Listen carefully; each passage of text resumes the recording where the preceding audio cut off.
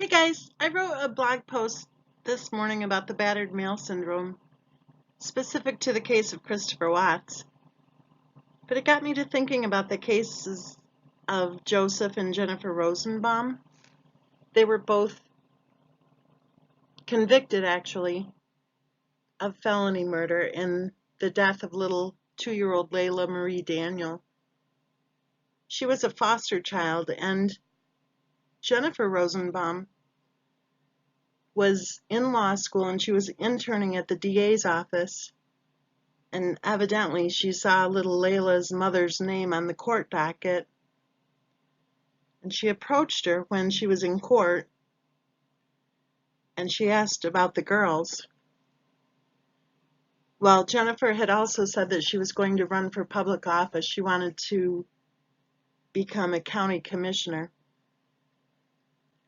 And I think her motive for trying to get her hands on those poor little girls, there were two, a little 2-year-old and a 4-year-old, was not only to use them as a stage prop for her upcoming political campaign, but I think she also had some kind of an issue with their mother. Because when Jennifer was younger, she was in foster care. In fact, her family was homeless and she was being physically abused, so she and her sister were both removed from their parents' custody, I guess you'd call it. And Jennifer Rosenbaum aged out of the system, which is really sad.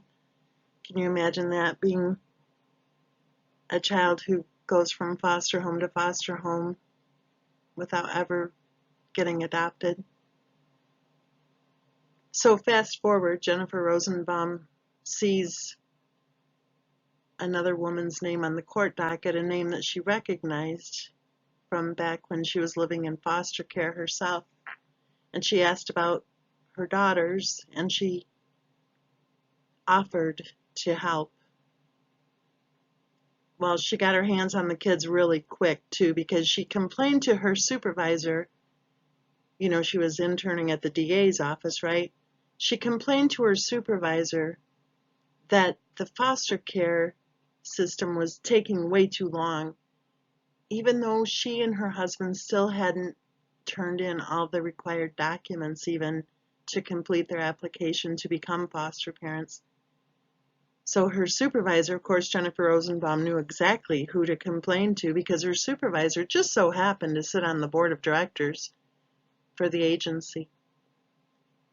And sure enough, she sent an email basically saying to hurry it up. And within a very short time, those poor little girls were placed in the Rosenbaum home. They didn't even live there for 4 months. It was less than 4 months after they were placed in the home, I think on July 24th of 2015. It was on November 17 of 2015 that Jennifer Rosenbaum murdered Layla, the 2-year-old. But here's the subject of this video, is the battered male syndrome. Take a look at Jennifer's husband, Joseph, who during that 4-month time frame never spoke up to protect poor little Layla and her 4-year-old sister. Those little girls had broken bones and bumps and bruises and black eyes, and Joseph Rosenbaum never protected them. So he sat right there at the trial right next to his wife while they both faced serious charges, and they were both convicted, like I said. Jennifer was sentenced to life in prison, I think it was, plus 40 years, and Joseph was sentenced to 30 years in prison with another 20 years under supervision when he was released. Now think about the battered male syndrome. What kind of person stands by while his wife is beating on 2 innocent children? Was he afraid of her? Was she the one in control? Evidently he was afraid of her, or he would have spoken up, right? Evidently he was afraid of her, or he would have taken the girls in his car and driven directly to the police station. And evidently he was still afraid of her years later when they finally went on trial. And he sat right there beside her, not saying a word about what he knew. Little Layla had 90 injuries to her precious little body. The day of her autopsy, the doctors found 90 injuries.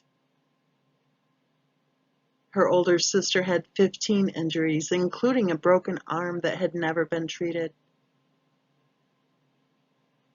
When the girls first went to visit these monsters, they would be returned then to their foster care home, an actual foster care home where the people had to actually go through the process instead of having someone send an email for them.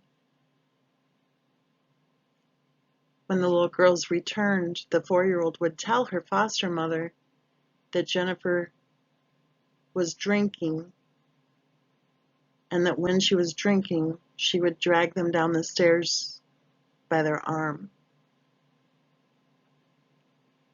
One of the next door neighbors saw Jennifer and the 2-year-old one day when Jennifer came walking over to her house with the 2-year-old on her hip, saying that she had just face planted down the stairs.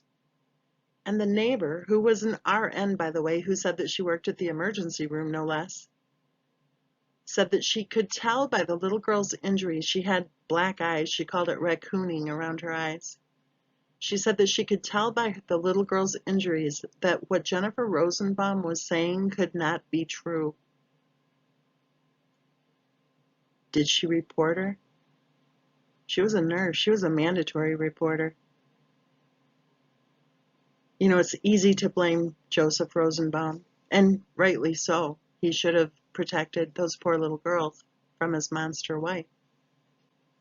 And his failure to do so makes him a monster too. What about all of the other people who did nothing? That supervisor that I spoke of, she actually met Jennifer for lunch. I think it was the first week in September of 2015. Jennifer had already left the intern position, and she met her ex-supervisor then for lunch, and she brought the girls with her, and the 4-year-old had a black eye. And the supervisor asked about the black eye, and Jennifer said, "Oh yeah, I forgot to put the baby gate up at the top of the stairs, so she fell down the stairs." She was 4 years old. Children who are 4 years old know how to walk down the stairs. And she had a black eye. And the supervisor, who sat on the board of directors for the agency, remember, never called and reported her. There was another person, too, who testified at the trial, one of Jennifer's good friends, who was a teacher. By that time in 2015, I think she was a teacher for 5 years already, so she certainly was familiar with the mandatory reporting process or procedure, correct? Did she call and report any of the bumps or the bruises or broken bones or black eyes that she saw? Oh, well, she didn't really see anything out of the ordinary. It was all just normal kid stuff, just like Jennifer's sister would say when she testified under oath. Oh, it was just, normal bruises. And just like Jennifer Rosenbaum's mother-in-law would say, it was just normal. In fact, Jennifer Rosenbaum's mother-in-law said it was just, normal bruises, the kind that you don't even notice, right? Joseph Rosenbaum is not the only person who failed little Layla Marie Daniel. The list is long of the people in their lives, the adults in their lives, who should have, and in fact, who are legally obligated, I would think, because they're mandatory reporters in their professions, right? They're legally obligated to pick up the phone and report when they see these black eyes and bruises and broken bones. But they didn't. And neither did the doctor who was treating little Layla for her broken leg. And he told Jennifer Rosenbaum to take Layla directly to another medical facility where they could do a full scan because he was suspicious and he didn't pick up the phone and report her. You know, I think that these mandatory reporters need to catch a clue that it isn't up to them to investigate whether or not there is abuse. It's up to them to report the bruises and the black eyes and the broken bones and the bumps. And then it's up to the investigators to do their jobs and thoroughly investigate whether or not there is abuse going on. If Joseph Rosenbaum was a battered male, then he was too afraid to speak up. That's why we need people to be proactive when they see a child with multiple injuries, or like her neighbor said, with injuries that did not fit the story that Jennifer Rosenbaum was telling. So what can we learn from this case? Oh, tons, right? But specific to the issue of the battered male syndrome, I think we'd better start figuring out a way to communicate with men who are married to monsters, that there is help available for them, that they don't have to be afraid of their wife, and that if they have 2 little children in their home who are getting beat on, that they will go to prison for 30 years plus if they don't somehow find the strength and the courage to call for help.